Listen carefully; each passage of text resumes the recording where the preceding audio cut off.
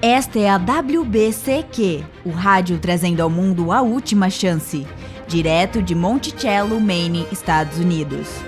Crimes violentos, agitação política, instabilidade financeira. Tudo aponta para uma crise iminente, uma crise como nenhuma outra. Sintonize a rádio World Last Chance para saber como você pode se preparar espiritualmente para o que está por vir. Rádio WLC, preparando um povo para o retorno iminente do Salvador. Olá, seja muito bem-vindo ao programa de hoje da Rádio WLC. Eu sou o apresentador Cris Deluca e aqui comigo está o Will Santos. Olá e obrigado por nos sintonizar.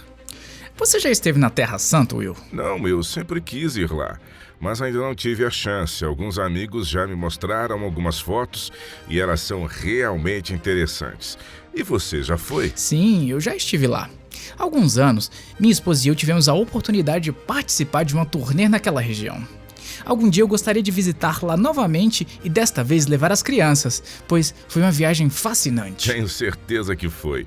É o lugar que deu origem a 3 religiões dos nossos dias: judaísmo, cristianismo e islamismo. É sobre isso que eu gostaria de falar hoje, e qual o papel que Jerusalém desempenha em todas as 3 religiões abraâmicas.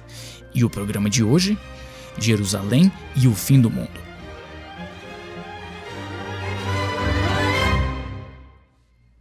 Antes de começarmos, eu só quero dar um recado aos nossos ouvintes que estão nos ouvindo pela primeira vez. As Escrituras repetidamente dão o desejo de invocar o nome do Senhor. Bem, quando damos atenção à palavra Senhor, com certeza ela procura retratar o nome pessoal do Pai. É uma pena que este nome tenha sido traduzido como um título, quando no original temos um nome pessoal, que é Yahuwah ou Yah. O nome do filho é semelhante a Yahushua, o qual significa Yahuwah salva. Você também nos ouvirá referir ao Pai pelos títulos hebraicos de El ou Eloá. De qualquer forma, eu só quero deixar claro, e se você estiver nos ouvindo pela primeira vez, você saberá de quem estamos falando. E é sempre bom esclarecer. Certo? Outro dia minha filha assistia alguns vídeos de música no YouTube e um dos vídeos que ela assistiu era de uma música de Paul Wilbur, intitulada Estes São os Dias de Elias. Você já ouviu essa música? Não me soa familiar. Bem, Paul Wilbur é um cantor cristão que eu não sei se ele faz isso todos os anos, mas ele vai realizar um concerto em Israel na época da festa dos tabernáculos e os cristãos de todo o mundo vão para lá. É um grande evento e eu acho que o vídeo que ela estava assistindo foi filmado durante um de seus shows lá. De qualquer forma, é uma música muito bonita e que depois de escutá-la, você sente a vontade de sair e fazer grandes coisas para Yah. E ao ver o vídeo, era possível perceber que todo o público estava envolvido nesse mesmo sentimento. O terceiro verso fala: Estes são os dias de Ezequiel. Os ossos secos tornaram-se em carne, e estes são os dias de teu servo Davi, reconstruindo um templo de louvor. E quando ele cantava a última linha da última estrofe, era possível ouvir um enorme frisson vindo da plateia, e todos estavam aplaudindo, e que foi de dar arrepios. É uma música muito bonita e inspiradora. Mas o que eu achei interessante foi que, de toda essa música muito gostosa de se escutar, a parte que mais me chamou a atenção foi a reconstrução do Templo de Jerusalém. Aparentemente, essa realidade é bastante importante, e não apenas entre os judeus, mas também entre os cristãos. Realmente é, Chris. Muitos crentes sinceros são muito dedicados a fazer tudo o que estiver ao seu alcance para ajudar a reconstruir o templo, inclusive dando ofertas e sacrificando-se para que esta seja uma realidade. Eu sei que parte disso é baseado na promessa de Yah a Abraão em Gênesis 12, que diz: abençoarei os que te abençoarem e amaldiçoarei os que te amaldiçoarem. Will, há mais alguma coisa que está implícita, uma vez que tudo se concentra em Jerusalém e na reconstrução do templo? E, mais importante, a base bíblica para isso? Você acredita que é algo que devemos conhecer e tomar parte também? Realmente, esta pergunta é bastante importante para considerarmos, Chris. Tudo se concentra em Jerusalém porque há, digamos assim, um apego emocional muito grande pelas três maiores religiões monoteístas do mundo. Além disso, essas três religiões partilham um ancestral em comum, sendo que cada um reivindica a descendência de Abraão, seja por sangue ou como um descendente espiritual. Enquanto judaísmo e cristianismo, eu vou me referir a essas três grandes religiões como judaico-cristianismo, uma vez que elas, tradicionalmente juntas, se posicionam contra o Islã, como também são notáveis e significativamente semelhantes em muitas áreas. Além de reivindicar uma descendência religiosa de Abraão, todas as três religiões têm algumas crenças em comum. Bem, eu sei que todas elas acreditam em uma divindade suprema, e todas as três aceitam o Antigo Testamento como um livro sagrado. E o que mais? Todas elas afirmam que o Messias, Salvador, Mahdi das outras religiões é o Anticristo. Todas as três querem uma ditadura teocrática governada pelo Messias, Salvador, Mahdi.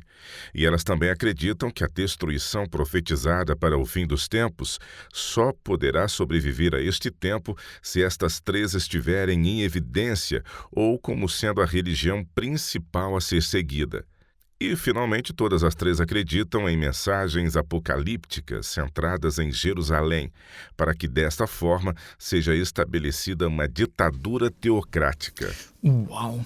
Essa é uma receita para que se instaurem problemas como nunca visto antes. Isto é realmente assustador quando concluímos que, praticamente, as três religiões ensinam ou agem sobre o conceito de conversão ou morte. Ouvimos praticamente quase todos os dias sobre os atos de violências cometidos pelos palestinos contra os israelenses, mas temos também muitos exemplos de palestinos inocentes e até de estrangeiros, cidadãos americanos, entre outros, que são atormentados e confrontados pelas tropas israelenses e até foram mortos descaradamente. Isso raramente vira notícia, né? Raramente, e se é que viraram notícia em algum momento. Certo, e ainda assim, tais atrocidades cometidas por israelenses contra os palestinos e outras culturas é uma realidade que ainda acontece. Será que este é o ponto central que está em jogo naquela região? Será que este é o motivo de não haver paz no Oriente Médio? Bem, na verdade, sim. Muitos pesquisadores têm trabalhado duro para revelar as ideias sionistas por trás de muitas e muitas diferentes guerras. Eu li alguma coisa sobre isso, incluindo uma conspiração que envolvia os nazistas durante a Segunda Guerra Mundial. Isso acaba confundindo a nossa mente, não é mesmo? Mas se considerarmos tudo o que sabemos e ouvimos, realmente um quadro alarmante começa a emergir de uma guerra total pela ditadura teocrática, canalizando assim para um controle mundial. E o que é ainda mais assustador é que essa ditadura teocrática é concebida às custas da aniquilação de todas as outras religiões. Essa é uma afirmação ousada, não é, Will? Você poderia nos dar mais alguns detalhes sobre esse pensamento? Eu creio que sim, mas primeiro vamos dar uma olhada no islamismo. Os muçulmanos estão aguardando pela vinda de Mahdi, que será o libertador dos islâmicos. Eles acreditam que ele virá e governará por um período de alguns anos antes do dia do juízo. Eles também acreditam que Mahdi livrará o mundo do mal. Mas o que é interessante é que, assim como o judaico-cristianismo, o islamismo também tem suas convicções futuras voltadas para Jerusalém. Não entendi. Como assim? Nos últimos 20 anos tem havido um aumento real na retórica de guerra por vários líderes dos muçulmanos, os imãs, exortando seus crentes à jihad. Alguns muçulmanos acreditam que as turbulências e as lutas no Oriente Médio preparam o caminho para o retorno de Mahdi e levar seus exércitos à vitória. Eles esperam conquistar Jerusalém para o islamismo e, uma vez conquistada, o Mahdi os levará à vitória contra o resto do mundo. Outros muçulmanos acreditam que assim que eles tiverem o total controle de Jerusalém, o Mahdi se revelará, aparecerá e os levará a conquistar o restante do mundo para esta religião. De qualquer maneira, Jerusalém é considerada como o ponto imprescindível para que o fim dos tempos chegue em seu desfecho. É isso mesmo, Chris. O ex-presidente do Irã, Mahmoud Ahmadinejad, declarou publicamente, abre aspas, a principal missão da nossa luta é preparar o caminho para o reaparecimento do 12º imã, o Mahdi. Não é algo que a maioria das pessoas compreenderiam, a menos que elas entendessem o significado do Mahdi para os muçulmanos. Mas uma vez que você entenda qual a ligação do islamismo com Jerusalém, isso faria mais sentido. O Dr. Bilal Naim trabalhou como assistente do chefe do Conselho Executivo do Hezbollah, a organização xiita libanesa controlada pelo Irã. Em um documento o qual discutia os detalhes de como o Mahdi deveria se revelar ao mundo e de acordo com a doutrina xiita, ele afirma que inicialmente o Mahdi se revelaria em Meca e abre aspas, ele se apoiará na Kaaba e verá a chegada de seus defensores advindos de todo o mundo. A Kaaba é uma construção de formato de cubo de cor preta que está em Meca, certo? Correto. Depois de Meca, eles esperam que o Mahdi vá para Karbala, no Iraque. Mas seu destino mais importante nas descrições de Naim é claramente Jerusalém. Mas por quê? O que há de tão especial em Jerusalém para os muçulmanos? Porque é lá que Mahdi iniciará sua conquista mundial.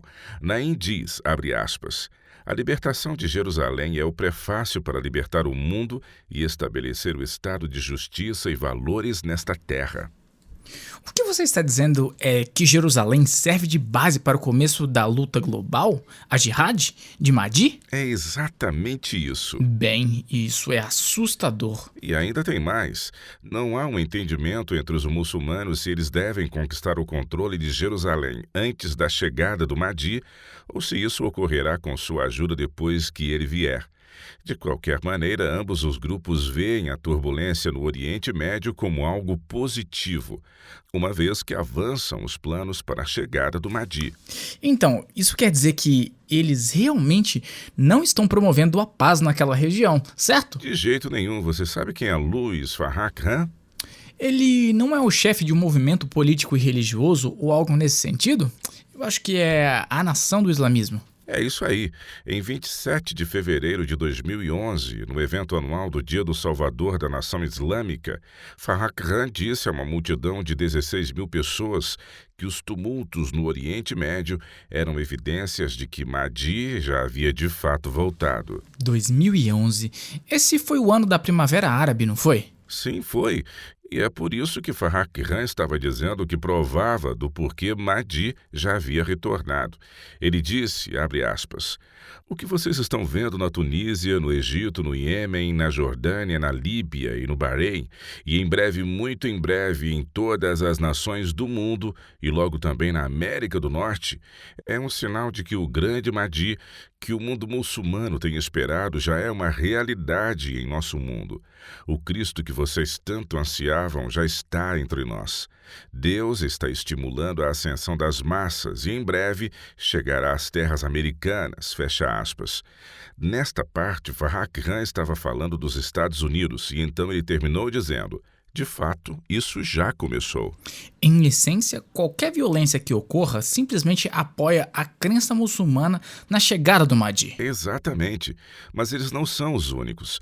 Jerusalém também é decisiva para as aspirações apocalípticas judaicas, porque é crucial para os planos judaicos sionistas o domínio mundial. Michael Baegen escreveu um livro intitulado Corrida rumo ao Armagedon, as três grandes religiões e o complô para o fim do mundo. Neste livro, ele escreveu uma citação que eu gostaria que você lesse para nós, Chris. Aqui está o parágrafo que eu imprimi. Certo, está escrito. O judaísmo, à primeira vista, parece estar tentando manter seu povo unido, em vez de assumir a tarefa de converter o mundo, pois o judaísmo é a história e a fé de uma nação em especial. Mas esta não é toda a história. Tanto o judaísmo fundamentalista como o do cristianismo e do islamismo veem seu sucesso em termos de influenciar o resto do mundo. Ele faz muitas das afirmações rabínicas em suas tradições de que Deus primeiro envia uma bênção para Jerusalém e de lá flui para o mundo inteiro.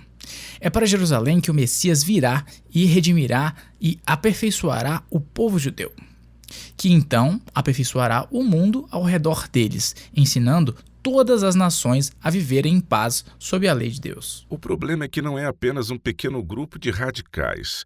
Homens influentes e com um grande investimento financeiro estão se preparando para reconstruir um terceiro templo assim que tiverem a oportunidade. Eu li que eles estão dando cursos aos seus sacerdotes de como realizar sacrifício que envolvem sangue, bem como trabalho na confecção dos utensílios necessários para seu uso no novo templo. Sim, eu também ouvi isso. E parece bom, parece muito louvável, especialmente quando você combina com textos afirmando que Iá vai abençoar aqueles que abençoam os descendentes de Abraão. Mas no fundo a motivação é outra, uma vez que eles almejam o controle do mundo, tendo o Messias sentado no trono de Davi em Jerusalém. Eles não ensinam que assim que eles tiverem o rei da linhagem de Davi, que se assente novamente no trono de Israel, o Messias virá e eles governarão o mundo? Sim, eles ensinam desta forma mesmo. O rabino Aryeh Kaplan escreveu um livro intitulado Jerusalém, o Olho do Universo. Lá ele afirmou, abre aspas, em Jerusalém o povo judeu se estabelecerá como sendo um mestre espiritual e moral de toda a humanidade. No devido tempo, Jerusalém se tornará a capital espiritual de toda a humanidade. Então, novamente, como os muçulmanos, Jerusalém é decisiva para os anseios judaicos para a vinda do Messias. Vamos fazer uma pausa muito rápida. E quando voltarmos, gostaria de saber por que Jerusalém é tão importante para a escatologia cristã. Não vai embora, pessoal. Voltamos já já! O preço de seguir a verdade, não importa qual seja o custo, é tudo. Quando uma pessoa enfrenta a realidade de sacrificar tudo o que é mais valioso para seguir a verdade, as forças do mal sempre tentarão detê-lo. Satanás lançará obstáculos aparentemente intransponíveis em seu caminho. Se você está enfrentando uma montanha de dificuldades e não sabe o que fazer, e se você está se sentindo sozinho na luta para seguir a verdade, acesse ao nosso site www.worldlastchance.com/português e procure pelo artigo Avaliando o Custo. Todos os que confiam em Yahuwah de que ele proverá um caminho por meio de toda a dificuldade, descobrirão que as recompensas são tão grandes que o custo vale a pena. Leia Avaliando o Custo no www.worldlastchance.com/português. Em nosso último segmento, nós vimos por que Jerusalém é importante para o cenário do fim dos tempos na realidade do judaísmo e do islamismo. Mas e os cristãos?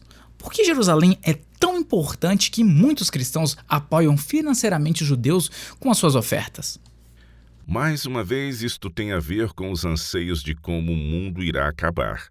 Como os judeus, muitos cristãos sinceros acreditam que o templo deva ser reconstruído.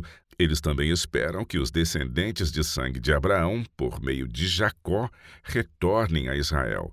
É também por isso que muitos cristãos apoiam Israel como sendo um Estado independente.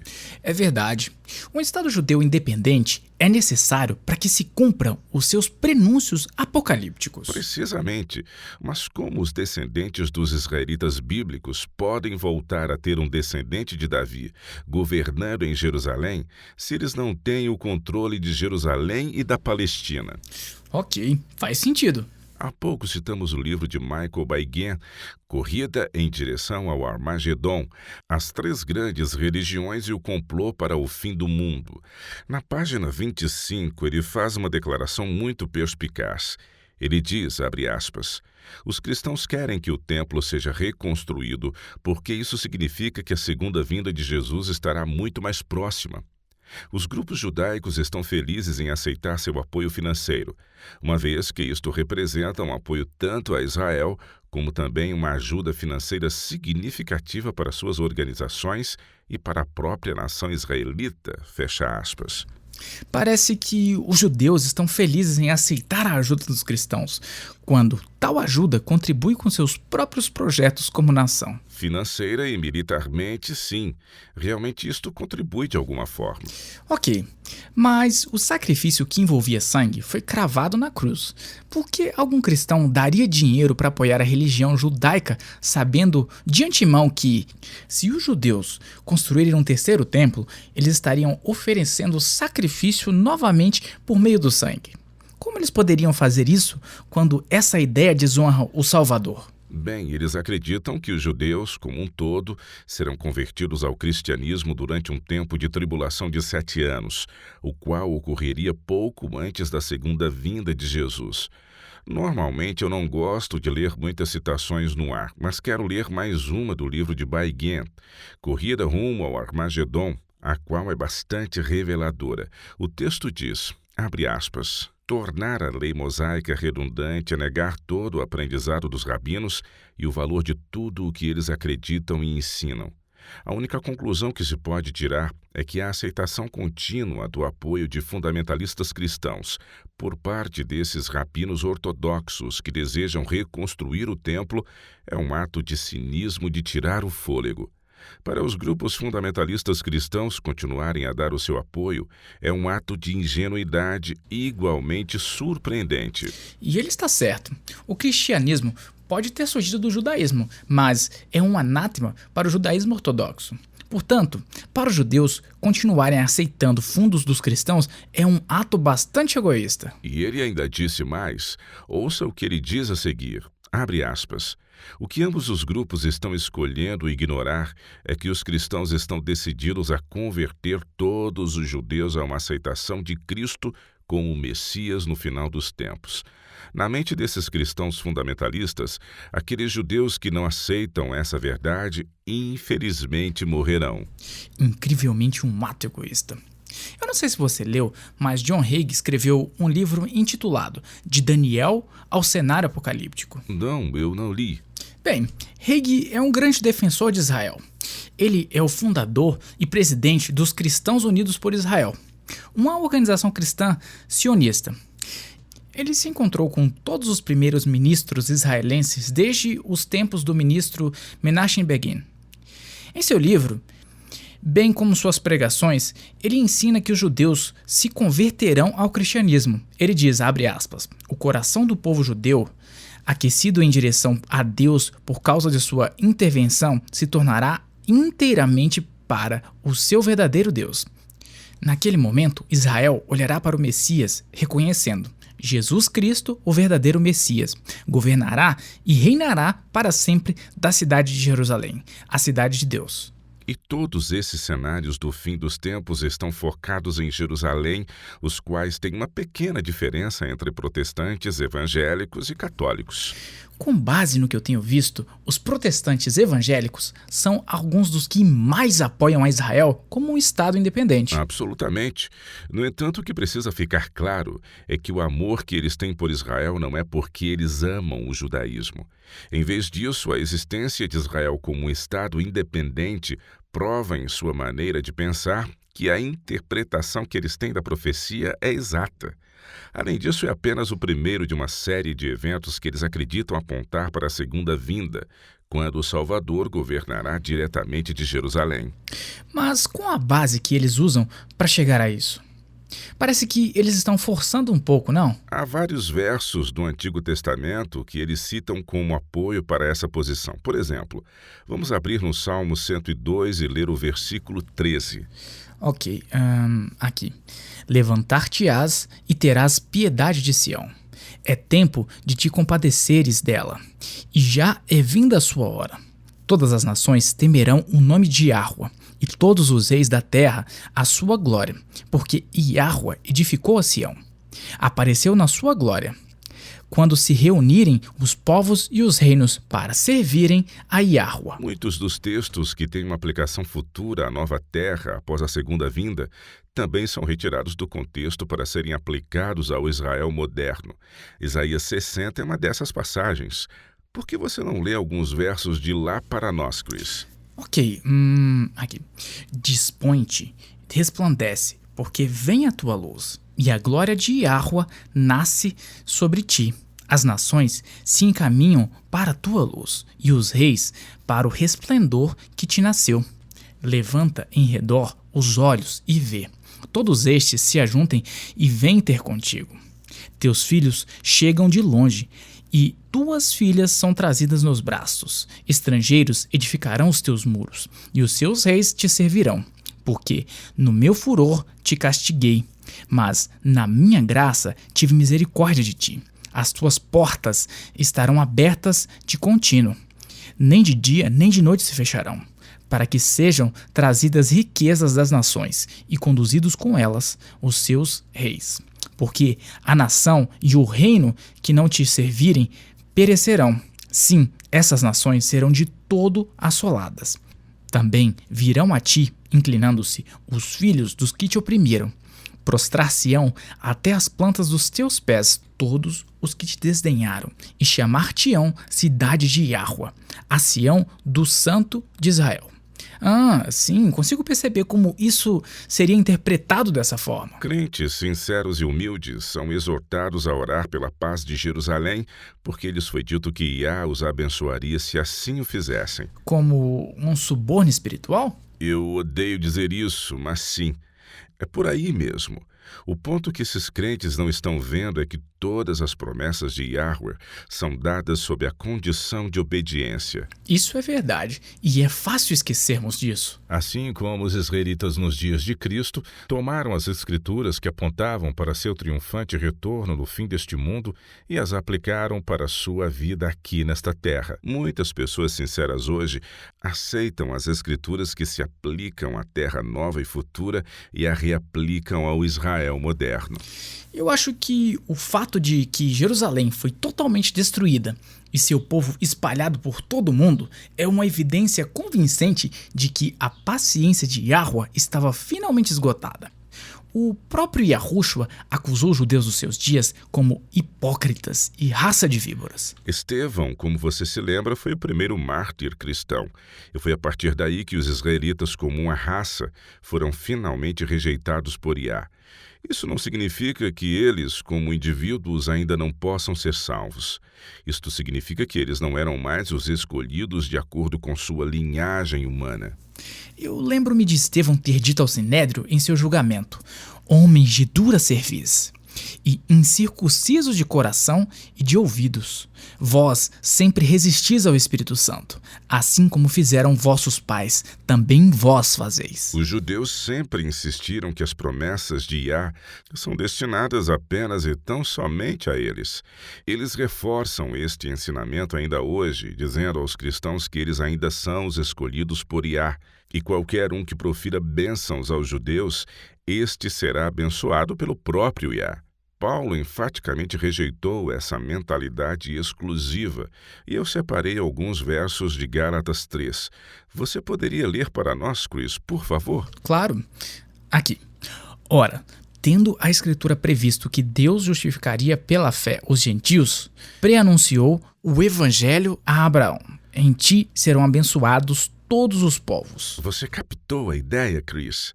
Os que são da fé são abençoados com Abraão. Não depende do seu DNA. Continue lendo, por favor. Ok. Pois todos vós sois filhos de Deus mediante a fé em Yahushua.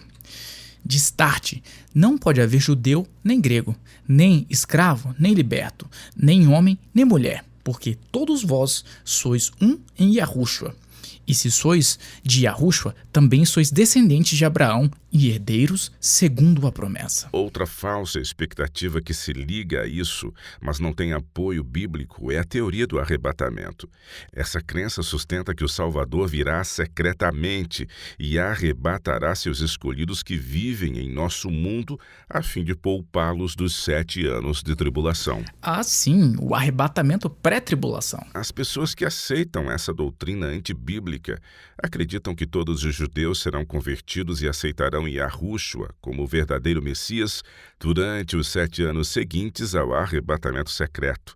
Então, no final dos 7 anos, eles acreditam que aqueles que foram arrebatados retornarão à terra para reinar por 1000 anos de paz. Esta é a chave para o apoio evangélico do judaísmo sionista. Eles dão ofertas porque acreditam que, no final, todos os judeus serão convertidos. Você disse que isso era o que os evangélicos acreditam. E os católicos? Eles têm algum interesse em Jerusalém? Os católicos foram os primeiros a conceber a ideia de aceitar Jerusalém, pois o papado sempre quis isso.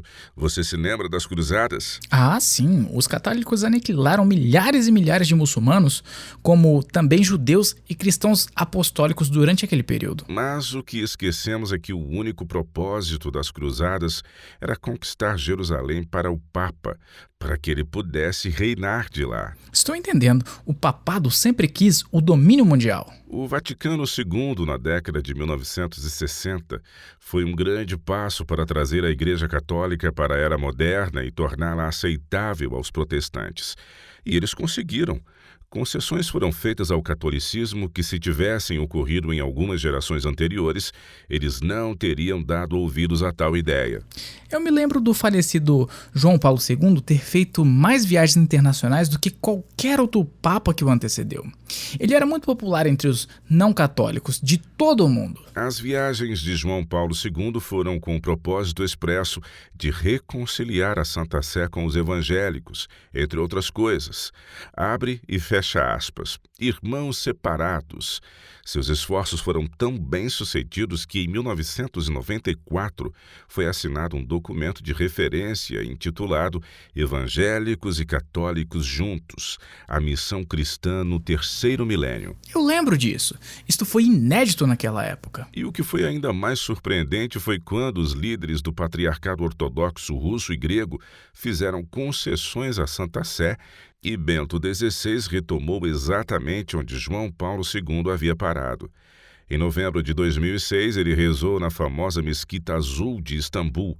Foi sua primeira visita papal a um local de culto islâmico. E isso não foi apenas aos muçulmanos, mas também foi para os judeus, não foi? É verdade.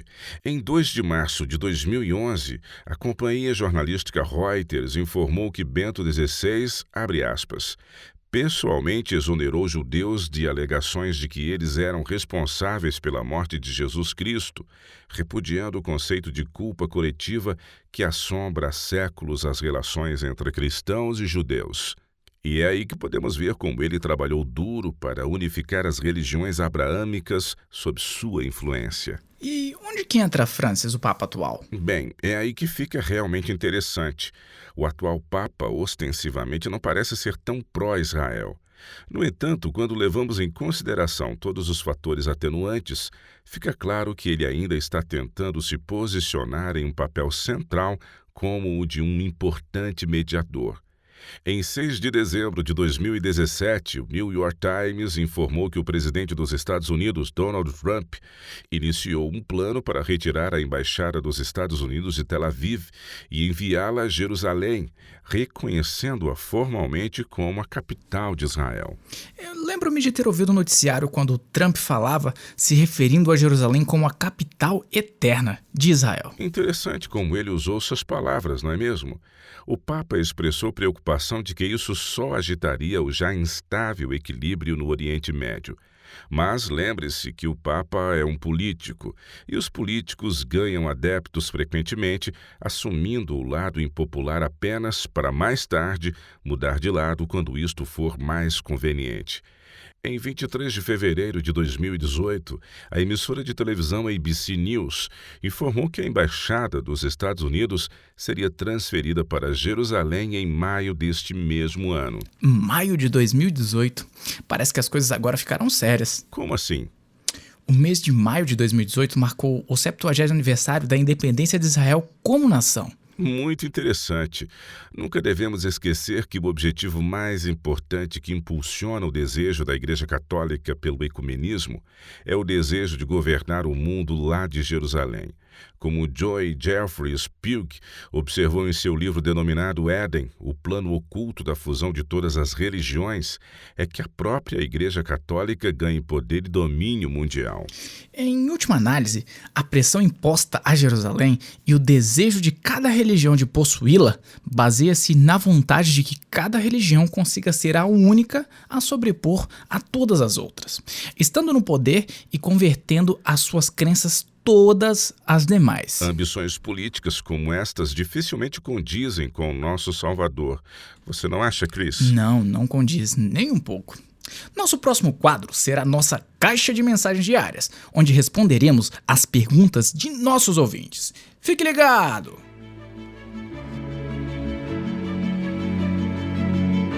Você está ouvindo a Rádio World Last Chance, na WBCQ, na frequência de 9.330 kHz, na faixa de 31 metros. Rádio World Last Chance, preparando um povo para o breve retorno do Salvador. Bem-vindo à nossa caixa de mensagens diárias da Rádio WLC. Nossa pergunta hoje é bem pesada e vem de Khalik, na Tunísia. Ele escreve: queridos irmãos, a Bíblia oferece alguma esperança para uma pessoa que cometeu suicídio? Um irmão e uma irmã em Cristo estão sofrendo porque seu filho recentemente suicidou-se.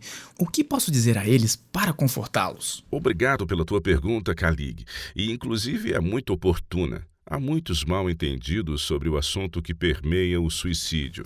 Sempre me disseram que o suicídio é um pecado imperdoável, uma vez que você não pode se arrepender quando estiver morto. Sempre aprendi isso também, mas que coisa terrível de se dizer para alguém que está de luto. E esse pensamento só faz aumentar o fardo pesado da família e dos amigos que já estão passando por este momento. Mais do que isso, simplesmente não se encaixa no que sabemos sobre a pessoa de Iá. Anos atrás eu fiz um profundo estudo sobre esse assunto, pois eu queria ver o que as Escrituras realmente ensinavam sobre isso. A primeira coisa que posso dizer com absoluta certeza é que o suicídio não é um pecado imperdoável. As Escrituras apresentam apenas um pecado como sendo imperdoável e, curiosamente, não é o suicídio. Ah, sim, é o pecado contra o espírito de Iá, não é?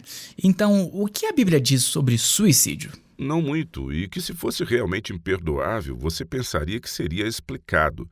Você consegue pensar em alguém que cometeu suicídio e que era uma boa pessoa? Bem, eu li sobre um combatente da resistência que, durante a Segunda Guerra Mundial, foi capturado por forças invasoras e torturado. E ele cometeu suicídio em vez de trair seus amigos. Eu sempre achei esse ato muito honroso. Ok, eu estava na verdade procurando pelos personagens da Bíblia, mas eu gostaria de te agradecer, Chris, por nos contar essa história. João 15:13 diz: ninguém tem maior amor do que este, de dar a alguém a própria vida em favor de seus amigos. E esse homem fez. Mesmo que fosse por sua própria conta, ele sacrificou sua vida em vez de ceder à tortura e trair seus amigos. Você consegue pensar em algum personagem bíblico que cometeu suicídio e, no entanto, todos entendem que será salvo? Bem, não seria Sansão? Certo, mas claro, ele pecou. Assim como todos nós, mas ele também se arrependeu. Nós sabemos que ele se arrependeu porque sua força veio de Iá, pois a Bíblia é muito clara em dizer isso. Na verdade, vamos ler o que diz Juízes 16. Você deve se lembrar que Sansão havia sido levado pelos filisteus, os quais vazaram seus olhos. Mais tarde, para que pudessem caçoar de sua cara, como também do seu Deus, eles o levaram para fora. Comece a ler, Chris, por favor, a partir do verso 27. Ok. Agora a casa estava cheia de homens e mulheres, e havia no telhado cerca de 3.000 homens e mulheres. E Sansão chamou a Deus e disse: Ó Yahweh Adonai, lembra-te de mim e fortalece-me só desta vez. E Sansão segurou os 2 pilares do meio que a casa estava. E disse Sansão: morra eu com os filisteus. Inclinou-se com força e a casa caiu. E foram mais os que matou na sua morte do que os que mataram na sua vida. Sansão claramente sabia de onde vinha sua força, e ele então orou pedindo forças para derrubar os pilares de sustentação do prédio, mesmo sabendo muito bem que isso o mataria com os demais que lá estavam.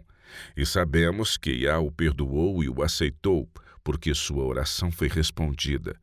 E quem somos nós para dizer que Iá não aceitará um irmão ou irmã que em um momento de desespero decide amenizar sua dor tirando sua própria vida?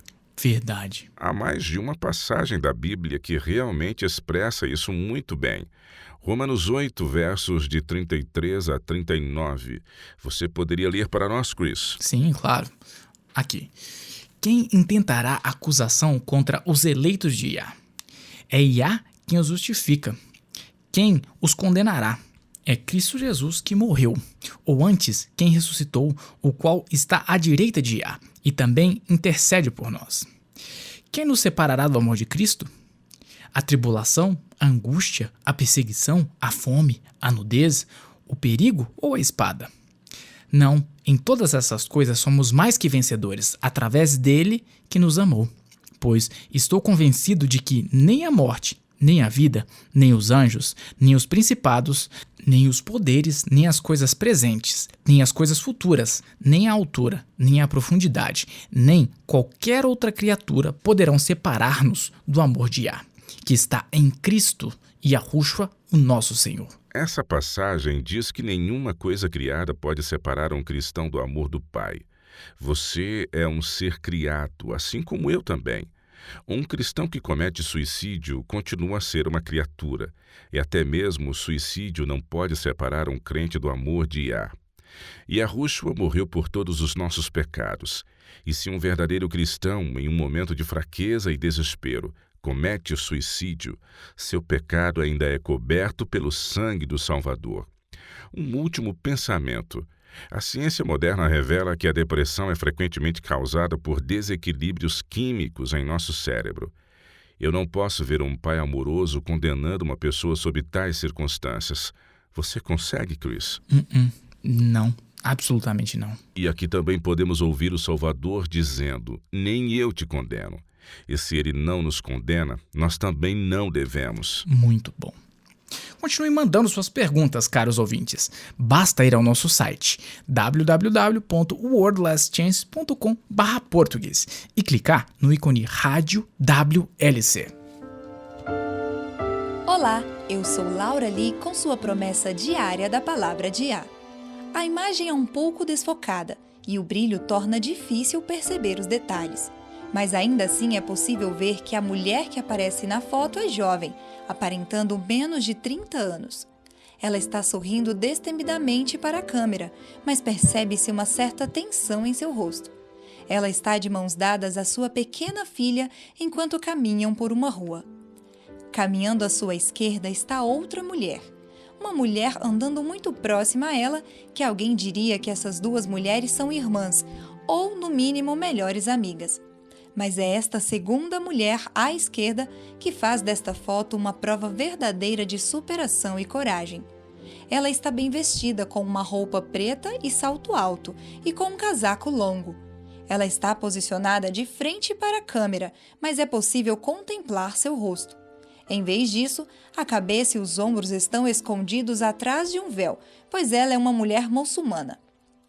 O ano é de 1941 e as mulheres estão andando pelas ruas de Sarajevo, país este que costumava ser a Iugoslávia. A mulher muçulmana estava de braços dados com uma estranha que, por lei, é forçada a usar uma estrela de Davi em seu casaco, indicando assim que ela é uma judia. A mulher muçulmana vê uma pessoa judia, mas não a considera como ela é, sendo uma estranha ou alguém para que ela a odiasse ou temesse. Em vez disso, ela simplesmente vê uma outra mulher como sendo uma esposa, uma mãe, uma filha ou mesmo uma irmã. Esta mulher muçulmana está de braços dados com o fim de esconder a estrela de Davi que está na manga do casaco da outra mulher. Ela está fazendo isso para protegê-la. Esta antiga fotografia é um dos exemplos mais impressionantes de uma verdadeira coragem altruísta que eu já vi em toda a minha vida. Coragem é definida como a qualidade de nossa mente que permite que os indivíduos encarem o perigo e as dificuldades com firmeza e determinação. E não a ausência de medo, pois muitas vezes os mais corajosos são os mais temerosos. Mas eles são corajosos exatamente porque fazem o que a sua consciência determina, independentemente do medo que eles carregam dentro de si. Todos estamos vivendo em um mundo pecaminoso, no qual está sob o domínio do inimigo. Julgamentos, perseguições e situações perigosas irão circundar a todos nós no período que compreende os nossos dias atuais até o fim. Mas Yahuwah nos dá uma promessa, a qual devemos nos apegar em situações de emergência.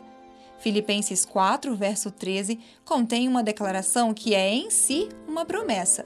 Declara: tudo posso naquele que me fortalece. Independentemente do que Satanás coloca em seu caminho, você tem um amigo que anda ao seu lado. Ele não se apressa à frente ou anda muito rápido demais para que você o siga. Ele não fica para trás deixando que você ande só à frente. Ele caminha ao teu lado e no teu ritmo. E em todo problema, toda provação e todo perigo, ele está ao seu lado para fortalecê-lo e ajudá-lo. Recebemos grandes e preciosas promessas. Vá e comece a reivindicá-las. Hoje vimos como cada uma das 3 religiões abrâmicas possuem crenças quanto ao fim dos tempos que se concentram em torno de Jerusalém. Mas isso seria realmente uma coisa tão ruim assim se apenas uma delas conquistasse Jerusalém como seu quartel-general? Se fosse só isso, com certeza não, pois isso não faria nenhuma diferença. Mas como vimos, os planos de cada religião incluem o domínio mundial. Agora, quanta dissensão e liberdade religiosa você acha que seriam permitidas sob a lei da Sharia se os muçulmanos ganhassem? Nenhuma. A história prova como os judeus são intolerantes com outras crenças e a Igreja Católica também é responsável pela morte de milhões de dissidentes. Eu tenho que dizer que os protestantes também não estão isentos de tudo isso. Não, eles não estão. A crença de que Jerusalém é crucial para o cumprimento das profecias apocalípticas é uma das maiores e mais bem-sucedidas mentiras de Satanás. E essa seriedade é encontrada no fato de que abrange as 3 maiores religiões do mundo. Cada religião e todas as suas subdivisões têm uma variação de mentiras feitas sob medida para cada uma delas, desenvolvidas pelo próprio Lúcifer. Satanás implantou essas falsas crenças porque ele está fazendo um longo jogo de paciência e ele quer fazer valer seu orgulho original, o qual evidenciou-se no momento de sua queda no céu. Vamos dar uma olhada neste detalhe. Isto foi preservado nas Escrituras para nossa admoestação, especialmente para os que estariam vivos nos últimos dias dessa terra. Vá, Chris, para Isaías 14 e leia, por favor, os versículos de 12 a 14. Ok. Como caíste do céu, ó estrela da manhã, filho da alva, como foste lançado por terra, tu que debilitavas as nações. Tu dizias no teu coração: eu subirei ao céu, acima das estrelas de Yahuwah, e exaltarei o meu trono, e no monte da congregação me assentarei. Nas extremidades do norte subirei acima das mais altas nuvens e serei semelhante ao Altíssimo. Os princípios do reino de Satanás são 2. O primeiro é a falsidade, e quando esse primeiro falhar, ele usará o segundo plano à força. Todas as 3 religiões abraâmicas monoteístas do mundo têm sido culpadas de usar ambos os princípios para obter maior poder e controle sobre as massas.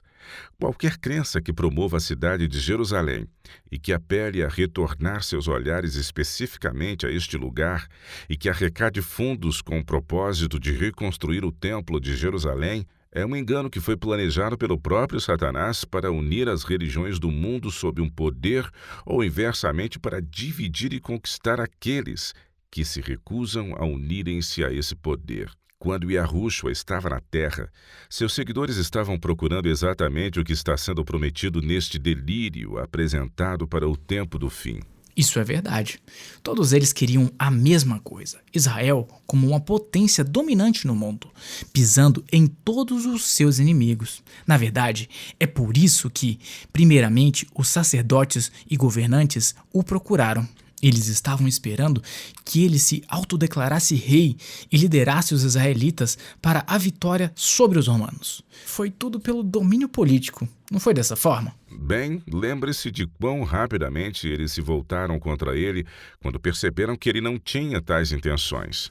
Eles acabaram o acusando perante os romanos de fazer exatamente o que eles originalmente queriam que ele fizesse. O que, se ele tivesse feito, eles o teriam aceitado. Yahushua foi consistente no que ele sempre tinha ensinado, de que seu reino era um reino espiritual. Leia para nós, Chris, Lucas capítulo 17, versos de 20 a 21. Interrogado pelos fariseus sobre quando viria o reino de Yah, Yahushua lhes respondeu: Não vem o reino de Yahua com visível aparência, nem dirão, ei-lo aqui ou lá está, porque o reino de Yah está dentro de vós. Esse é um reino espiritual composto de filhos e filhas espirituais da parte de Abraão. E é exatamente por isso que os judeus rejeitaram o Messias. Eles não queriam ver isso. Quando Yahushua se recusou a participar de seus planos ambiciosos de domínio mundial, eles o rejeitaram. Usando suas próprias ambições como arma contra ele, eles os acusaram perante Pilatos de estar envolvido por meio de um comportamento subversivo e rebelde contra Roma. Mas quando Pilatos perguntou a Yahushua se as acusações eram verdadeiras, o Salvador reafirmou novamente que o seu reino era um reino espiritual. Eu tenho alguns versos de João 18 que deixam isso bem claro. Você poderia lê-los para nós, Chris? Replicou Pilatos: Porventura sou judeu? A tua própria gente e os principais sacerdotes é que te entregaram a mim. Que fizeste? E Yahushua respondeu: O meu reino não é deste mundo. Ah, sim, aí está. Seguindo adiante. Se o meu reino fosse deste mundo, os meus ministros se empenhariam por mim, para que não fosse eu entregue aos judeus. Mas agora meu reino não é daqui. Então lhe disse Pilatos: Logo, tu és rei? Respondeu Yahushua: Tu dizes que sou rei. Eu para isso nasci e para isso vim ao mundo, a fim de dar testemunho da verdade. Todo aquele que é da verdade ouve a minha voz. A Bíblia é consistente. O reino do Salvador ainda é um reino espiritual. As promessas de Yahweh ao Israel literal serão cumpridas para um Israel espiritual. Somente após a destruição dos ímpios, quando um novo céu e uma nova terra forem criados, essas promessas alcançarão seu cumprimento final ao Israel espiritual. O Israel espiritual será aquele que, pela obediência, cumpriram a condição exigida de conduta, que é a obediência à lei divina. Isso mesmo. Agora, durante esse tempo, teremos que passar por algumas experiências terríveis, e cada um desses grupos tentará exercer seu domínio. O martírio e extermínio que ocorre mesmo nos nossos dias, que continua em muitos países, é uma prova disso. Cristãos são mortos em muitos países muçulmanos. Muçulmanos em países cristãos são temidos e também são frequentes alvos. E temos também os judeus, que matam tanto muçulmanos quanto cristãos, se eles forem surpreendidos em lugares improváveis. E isso não é uma criação da minha cabeça, uma vez que eles não são frequentemente relatados, mas todos sabem que essa é uma realidade. Porém, em última análise, todos esses esforços falharão. Por favor, Chris, leia Apocalipse capítulo 21, versos 1 e 2. Vi novo céu e nova terra, pois o primeiro céu e a primeira terra passaram, e o mar já não existe. Vi também a cidade santa, a nova Jerusalém, que descia do céu, da parte de Yahua, ataviada como noiva adornada para seu esposo. Todos os que pela fé nos méritos expiatórios do sangue de Yahushua se renderam completamente e permitiram que a lei divina fosse inscrita em seus corações, eles herdarão todas as promessas dadas a Abraão. Eu quero ler apenas mais um verso, que é o versículo 3, que diz: Então ouvi grande voz vinda do trono dizendo: Eis o tabernáculo de Yahua com os homens, e Yahua habitará com eles. Eles serão povo de Yahua, e Yah mesmo estará com eles. A verdadeira glória que aguarda os fiéis está aguardando todo aquele que se render totalmente a Yah, confiando apenas nos méritos do sangue do Salvador, os quais terão o privilégio de viver para sempre na presença do Pai e do Filho. O tempo de tomarmos nossa decisão é hoje, e agora é a hora de conhecer o Pai. Agora é a hora de dependermos dele e de todas as suas promessas, porque assim que os últimos acontecimentos finais começarem a suceder, não haverá trégua até que tudo se consume. Mas, se você o conhece e se você estiver coberto com a justiça de Yahushua, você estará seguro. Salmo 121 declara: Yahweh te guardará de todo mal, guardará tua alma. Yahweh guardará a tua saída e a tua entrada, desde agora para sempre. Junte-se a nós novamente amanhã. E até lá, e lembre-se, Yahweh te ama e Ele é digno de confiança.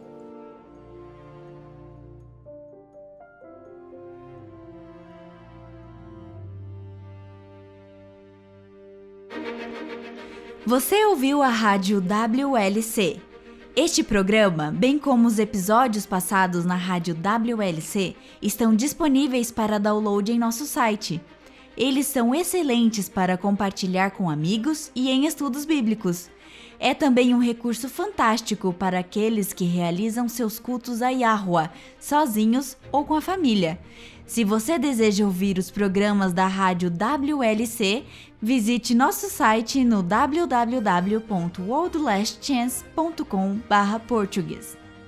Clique na opção WLC Rádio na parte superior esquerda da página inicial. Isso permitirá que você baixe os episódios no seu idioma preferido. Há também artigos e vídeos disponíveis em diversos idiomas.